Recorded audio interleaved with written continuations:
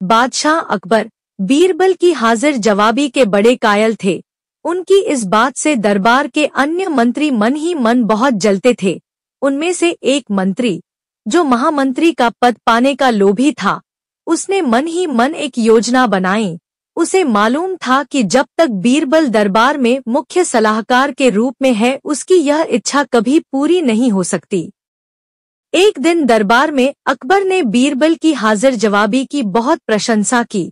यह सब सुनकर उस मंत्री को बहुत गुस्सा आया। उसने महाराज से कहा कि यदि बीरबल मेरे 3 सवालों का उत्तर सही दे देता है तो मैं उसकी बुद्धिमत्ता को स्वीकार कर लूंगा, और यदि नहीं दे पाए तो इससे यह सिद्ध होगा कि बीरबल केवल बादशाह अकबर का चापलूस है।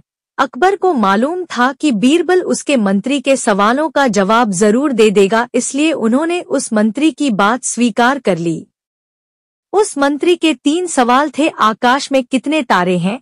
धरती का केंद्र कहाँ है? सारे संसार में कितने स्त्री और कितने पुरुष हैं?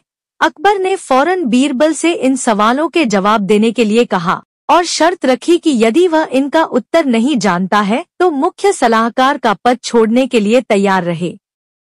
बीरबल ने कहा, तो सुनिए बादशाह अकबर। पहला सवाल के जवाब में बीरबल ने एक भेड़ मंगवाई और मंत्री से कहा, जितने बाल इस भेड़ के शरीर पर हैं, आकाश में उतने ही तारे हैं। मेरे मंत्री दोस्त, गिनकर तसल्ली कर लो। बीरबल ने मंत्री की तरफ मुस्कुराते हुए कहा। दूसरा सवाल के जवाब के लिए बीरबल ने जमीन पर कुछ लकीरें खींची और कुछ हिसाब लगाया। फिर एक लोहे की छड़ मंगाई गई और उसे एक जगह गाड़ दिया और बीरबल ने बादशाह अकबर से कहा, बिल्कुल इसी जगह धरती का केंद्र है, चाहे तो आप स्वयं जांच ले। बादशाह अकबर बोले, ठीक है, अब तीसरे सवाल के बारे में कहो।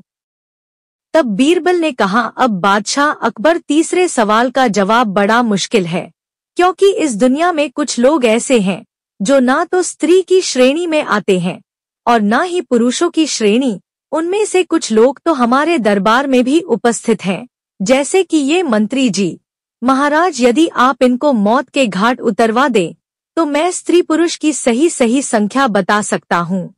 अब मंत्री जी सवालों का जवाब छोड़कर थरथर कांपने लगे और महाराज से बोले, महाराज बस मुझे मेरे सवालों का जवाब मिल गया। मैं बीरबल की बुद्धिमानी को मान गया हूँ। अकबर हमेशा की तरह बीरबल की तरफ पीठ करके हंसने लगे और इसी बीच वह मंत्री दरबार से खिसक लिया।